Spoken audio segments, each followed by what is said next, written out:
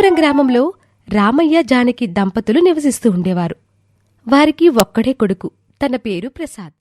రామయ్య తన కొడుకుని ప్రయోజకుడిగా తీర్చిదిద్దాలని రేయింబవళ్లు కష్టపడుతూ ఉండేవాడు. రామయ్య కొంత పొలం కౌలుకి తీసుకొని దానిలో వ్యవసాయం చేస్తూ ఉండేవాడు. ఆ సంవత్సరం ఆ ఊరి పొలాల్లో ఏదో గుర్తు తెలియని వ్యాధి సంక్రమించి పంట మొత్తం పాడైపోయింది.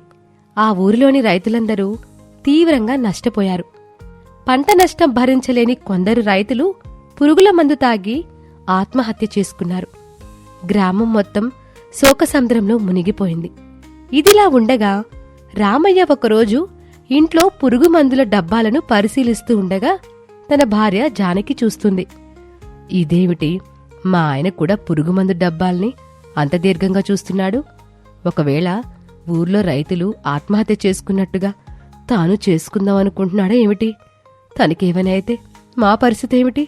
ఎందుకైనా మంచిది, ఈ సమస్య తీరేంతవరకు ఆయన్ని ఒక కంట కనిపెట్టుకునుండాలి అని అనుకుంటుంది. ఆ క్షణం నుండి రామయ్య ఏం చేసినా వెనకనే ఉండి గమనిస్తూ ఉంటుంది. అది గమనించిన రామయ్య జానకిని పిలిచి ఇలా అడుగుతాడు. జానకి, ఏంటి ఈ మధ్య నీ ప్రవర్తన అదోలా ఉంది? అలా ఎందుకనిపించిందండి? నేను రోజులాగానే ఉన్నానే. లేదు, ఈ మధ్య నువ్వు నన్ను ప్రతిక్షణం గమనిస్తూ ఉన్నావు. ఎందుకని? అది ఎందుకంటే ఈ సంవత్సరం పంట దెబ్బతిని మనం తీవ్రంగా నష్టపోయాం. మన ఊర్లో కొంతమంది రైతులు నష్టభారం భరించలేక పురుగు మందులు తాగి ఆత్మహత్య చేసుకున్నారు. మరి మీరేమో నిన్న పురుగుమందు డబ్బాలని అదే పనిగా పరిశీలించి చూస్తుంటే నాకు కాస్త భయం అనిపించి మిమ్మల్ని ఓ కంట కనిపెట్టుకుంటున్నాను. పిచ్చిదానా, నేను కూడా వాళ్ళలాగా ఆత్మహత్య చేసుకుంటానని భయపడుతున్నావా?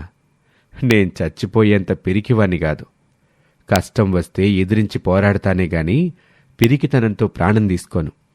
మన జీవన ప్రయాణంలో కష్ట నష్టాలు, సుఖదుఖాలు సహజంగానే వస్తూ ఉంటాయి. వాటిని అనుభవిస్తూ ముందుకు సాగాలి. అదే జీవితం. ఆటికి భయపడి ప్రాణం తీసుకుంటే మనం పుట్టి వృధా. నువ్వేమీ భయపడకు. నాకంటూ ఓ బాధ్యతుంది. బాధ్యతగల భర్తగా, బాధ్యతగల తండ్రిగా నా బాధ్యత నేను నెరవేరుస్తాను. రామయ్య మాటలకి జానకి కాస్త ఊపిరి పీల్చుకుంటుంది. సహజంగా రామయ్య చాలా ధైర్యవంతుడు, మొండి మనిషి. ఎంతటి కష్టమెదురైనా పోరాడతాడు, కాని వెన్నుచూపడు. ఇక చిన్నతనం నుండి ఎన్నో కష్టాలను చవిచూసిన రామయ్య కష్టాన్ని ఇష్టపడతాడే కాని భయపడడు. మళ్లీ అప్పు చేసి పొలం సాగు చేస్తాడు. అలా రోజులు గడుస్తూ ఉంటాయి. రామయ్య కొడుకు ప్రసాద్ పెద్దవుతాడు. పట్నంలో బాగా చదువుకుని ఒక మంచి కంపెనీలో ఉద్యోగం సంపాదిస్తాడు. ఒకరోజు ప్రసాద్ ఇంటికొచ్చి తన తల్లితో ఇలా మాట్లాడతాడు. అమ్మా, నేను ప్రస్తుతం పట్నంలో మంచి ఉద్యోగంలో ఉన్నాను. నువ్వు నాన్న నా దగ్గరికి వచ్చేసి అక్కడే ఉండొచ్చు కదా. మీ నాన్న మన మాట వినడు, బాగా మొండోడు. నీ చిన్నతనంలో ఒకసారి మనూరికి కరువు సంభవించినప్పుడు చాలామంది రైతులు ఆత్మహత్యలు చేసుకున్నారు. మీ నాన్న కూడా చచ్చిపోతాడేమోనని భయపడ్డాను. కాని మీ నాన్న మొండోడు. అంతటి కష్టాన్ని తన గుండెలోనే దాచుకొని మళ్లీ తిరిగి కష్టపడి వ్యవసాయం చేసి 2 ఎకరాల పొలం కొన్నాడు. ఇప్పుడు మనం ఉంటున్న ఇల్లు ఆయన తన రెక్కల కష్టం మీద సంపాదించిందే. వీటిని వదిలిపెట్టి ఆయన రాడు. నువ్వే సెలవు దొరికినప్పుడు వచ్చిపోతా ఉండు. అది కాదమ్మా. మీ నాన్న నీకు పెళ్లి చేయడానికి సంబంధాలు చూస్తున్నాడు. నిన్ను చదివించి ప్రయోజకునిగా మార్చి నీకు పెళ్లి చేసి తన బాధ్యతలను పూర్తి చేయడానికి ప్రయత్నిస్తున్నాడు. మీ నాన్నకి ప్రత్యేకంగా కోరికలు, ఆశలు ఏమీ లేవు. మనం సంతోషంగుంటే చాలు అనుకుంటాడు. అందుకే ప్రతిరోజు కష్టపడుతున్నాడు. ఆయన ఇబ్బంది పెట్టుకో. అలా ప్రసాద్ తల్లి మాట కాదనలేక కొద్ది రోజులు ఇంట్లోనే ఉండి అలా రోజులు గడుస్తూ ఉంటాయి. అనుకోకుండా ఒకరోజు జానకి కన్ను మూస్తుంది. మళ్లీ తన ఉద్యోగానికి పట్నం వెళ్తాడు. ఊర్లో రామయ్య ఒంటరిగా ఉంటాడు. ఒకరోజు ప్రసాద్ ఇంటికొచ్చి, నాన్నా, మీరిలా ఒంటరిగా ఇక్కడ ఉండటం కంటే నాతో పాటు వచ్చేసి పట్నంలో ఉండొచ్చు కదా నాన్నా. మీ అమ్మ ఈ ఇంట్లోనే కన్ను మూసిందిరా. మీ అమ్మ జ్ఞాపకాలతో నన్నిక్కడే ఉండని. నాన్నా, నీకో విషయం చెప్పాలి. నాకు కొంత డబ్బు కావాలి. అది నువ్వే ఎలాగైనా ఏర్పాటు చేయాలి. నీకిప్పుడు డబ్బుతో అంత అవసరం ఏమొచ్చిందిరా? నేను నా స్నేహితులతో కలిసి ఒక కొత్త వ్యాపారం మొదలు పెడుతున్నాను. దానికి పెట్టుబడిగా డబ్బు అవసరం పడింది. ఇప్పుడు నువ్వు చేస్తున్న ఉద్యోగం బాగోలేదా? బావుంది నాన్నా, కానీ వ్యాపారం చేస్తే ఎక్కువ సంపాదించొచ్చు. అప్పుడు నా భవిష్యత్తు బావుంటుంది కదా. నీ భవిష్యత్తు బావుంటుందంటే ఏదో ఒకటి చేసి నీకు డబ్బు పంపిస్తానులే. నువ్వు జాగ్రత్తగా ఉండు. రామయ్య ఇచ్చిన భరోసాతో ప్రసాద్ పట్నం వెళ్లి తన స్నేహితులతో వ్యాపారం చేద్దామని అన్ని ప్రయత్నాలు చేస్తాడు. రామయ్య ఊర్లో ఉన్న పొలం, ఇల్లు అమ్మి ప్రసాద్కి డబ్బులు పంపిస్తాడు. అలా రోజులు గడుస్తూ ఉంటాయి. ప్రసాద్ వ్యాపారం చేస్తూ అసలు ఊరి వైపు రావడమే మర్చిపోతాడు. ప్రసాద్ పట్నంలో మంచి స్థాయికి ఎదుగుతాడు. ఊర్లో చేయటానికి పనిలేక రామయ్య పట్నంలోని తన కొడుకైన ప్రసాద్ దగ్గరికి వస్తాడు. ప్రసాద్ పట్టణంలో డబ్బు బాగా సంపాదించి సామాన్యులకి అందని ఎత్తుకెదుగుతాడు. రామయ్య ప్రసాద్ని కలవడానికి ఎంత ప్రయత్నించినా తన ఇంటి వద్ద సెక్యూరిటీ లోనికి అనుమతించడు.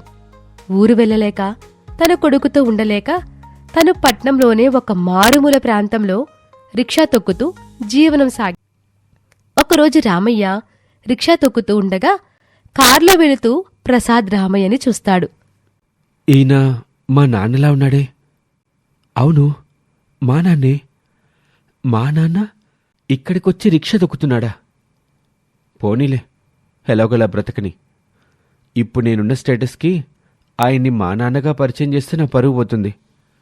అయినా మా నాన్న మొండోడు, నా అవసరం లేకుండా ఎలాగైనా బ్రతికేస్తాడు అని అనుకుంటూ వెళ్ళిపోతాడు. రామయ్య ప్రతిసారి ఆ ఇంటి వైపుకు వెళ్లి తన కొడుకుని చూస్తూ ఉంటాడు.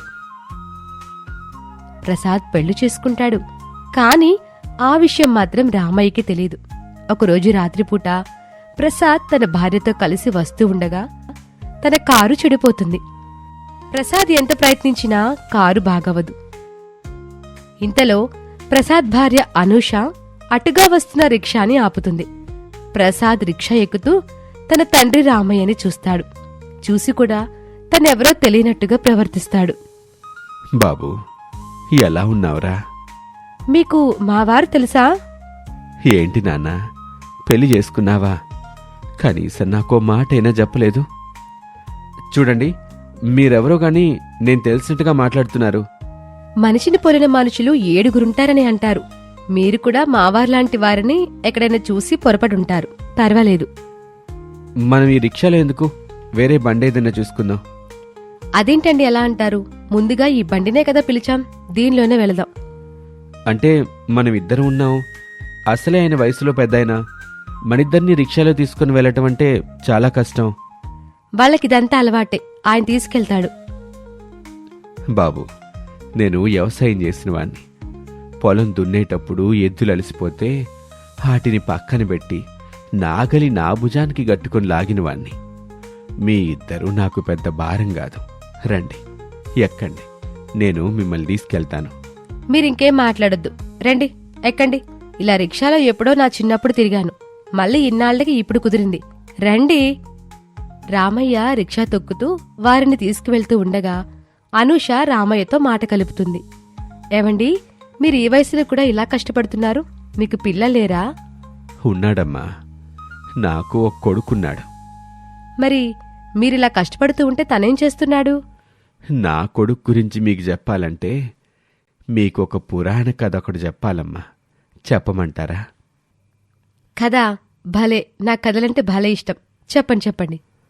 భగవంతుడు రాక్షస సంహారం చేస్తూ ఉంటే వాళ్లలో కొందరు భగవంతుణ్ణి ఇలా అడుగుతారు. స్వామి, మేము రాక్షసులం గదా, ఇప్పుడంటే సరిపోయింది. మరి కలియుగంలో మేమెలా జన్మిస్తాము? ఎవర్ని హింసించాలి అని అడుగుతారు. అప్పుడు ఆ భగవంతుడు కలియుగంలో రాక్షసులందరూ కూడా మధ్యతరగతి కుటుంబాల్లో కొడుకులుగా పుట్టి తల్లి తండ్రుల్ని పీక్కు తినండి అని వరం ఇచ్చాడు. అందుకే ఆ రాక్షసులిప్పుడు మాలాంటి వాళ్ళకి కొడుకులుగా పుట్టి మమ్మల్ని సాధిస్తున్నారు. అందులో నా కొడుకు ఒకడు. అర్థమైందండి. మిమ్మల్ని మీ కొడుకు పట్టించుకోకుండా వదిలేశాడు. మీ బాధ మీ మాటల్లో అర్థమవుతుంది. మీరు మీ పిల్లలపై ఎలాంటి ప్రేమ పెంచుకున్నారో తెలుస్తుంది. అమ్మా, ఈ కాలం కుర్రాళ్ళకి ఆడపిల్ల ప్రేమ నచ్చుతుంది గాని తల్లిదండ్రుల ప్రేమ కనపడదు. ఓసారి నా కొడుకు బళ్ళో ఆడుకుంటూ కాలికి దెబ్బ తగిలించుకున్నాడు. ఆడ నొప్పితో బాధపడుతుంటే నేను పనిలోకి వెళ్ళటం మానేసి ఆ ఆస్పత్రికి తీసుకెళ్లాను. ఆళ్ళ దెబ్బకి మందేసి కట్టుగడుతుంటే నొప్పి తట్టుకోలేక వాడు నాన్న నాన్న అంటూ నా చెయ్యి గట్టిగా పట్టుకుని ఏడ్చాడు. ఆడి బాధ చూడలేక నాలో నేను ఎంత బాధపడ్డానో నాకే తెలుసు. మగాన్ని గదమ్మా, ఏడిస్తే బాగోదని నాలో నేనే కుమిలిపోతూ వాడికి ధైర్యం చెప్పాను. కాని ఈరోజు కనీసం నేనున్నానన్న ధైర్యం చెప్పటానికి కూడా ఆడికి ధైర్యం సరిపోవటం లేదు. బాధపడకండి, అన్నిటికీ ఆ భగవంతుడే ఉన్నాడు అని అనూష అంటూ ఉండగా వారు దిగాల్సిన చోటొస్తుంది. రామయ్య రిక్షా ఆపి దిగమంటాడు. ఇదే మా ఇల్లని మీకెలా తెలుసు? ఇంతకు ముందు బాబుగారిని ఇక్కడ చూశానండి, అది గుర్తుంచుకొని ఆపాను అని రామయ్య చెప్పేసరికి సరేనని ఇద్దరూ రిక్షా దిగి లోనికి వెళుతూ అనూష రామయ్యకి డబ్బులిస్తుంది. రామయ్య చెప్పిన మాటలకి ప్రసాద్ లోపలే కుమిలిపోతూ ఉంటాడు. లోనికి వెళుతూ వెనక్కి తిరిగి చూస్తాడు. రామయ్య చీకట్లో సరిగా కనబడక తడుముకుంటూ రిక్షా పట్టుకుని ముందుకి తూలుతాడు. అది చూసిన ప్రసాద్ పరిగెత్తుకుని వెళ్లి తన తండ్రిని పట్టుకుని భోరున ఏడుస్తూ రామయ్య కాళ్లు పట్టుకుని ప్రసాద్ ఇలా అంటాడు. నాన్నా, నన్ను క్షమించండి. డబ్బు మీద వ్యామోహంతో కనిపెంచిన మిమ్మల్ని పట్టించుకోలేదు. నా భవిష్యత్తు గురించి ఆలోచించి మీకు భవిష్యత్తు లేకుండా చేసుకున్నారు. నేను నా స్వార్థంతో ఆలోచించి మీకు నీడ లేకుండా చేశాను. నా కోసం మన ఇంటిని పొలాన్ని అమ్మి నాకు మీరు డబ్బిస్తే దాంతో బాగుపడి నేను మిమ్మల్ని నా తండ్రిగా చెప్పుకోవడానికి సిగ్గుపడి వదిలించుకున్నాను. నేనెంత పెద్ద తప్పు చేశానో నాకిప్పుడే అర్థమైంది. నాన్న, నన్ను క్షమించండి. నన్ను క్షమించండి. అనూష ఆశ్చర్యంగా చూస్తూ దగ్గరకొస్తుంది. ఏంటండి మీరనేది? ఈయన మీ నాన్నగారా? అవుననుష, నేను ప్రయోజకుడిగా మారాలని మా నాన్న ఎన్నో కలలు కన్నాడు. ఆయన జీవితాన్ని త్యాగం చేసి నాకు జీవితాన్ని ప్రసాదించాడు. అలాంటి తండ్రిని ఎవరు మీరు అని క్షమించరని తప్పు చేశాను. తన తప్పు తాను తెలుసుకొని బాధపడుతున్న కొడుకుని రామయ్య క్షమిస్తాడు. అనూష పట్టుబట్టి రామయ్యని వారితోనే ఉండడానికి ఒప్పిస్తుంది. ఆ రోజు నుంచి రామయ్య తన కొడుకు దగ్గరే ఉంటూ తన శేష జీవితాన్ని పూర్తి చేస్తాడు. ఇదండి ఇవాల్టి కథ. ఇది ఇవాల్టి కథ. మరొక ఆసక్తికరమైన కథతో మళ్ళీ కలుద్దాం. అంతవరకు సెలవు. నమస్కారం.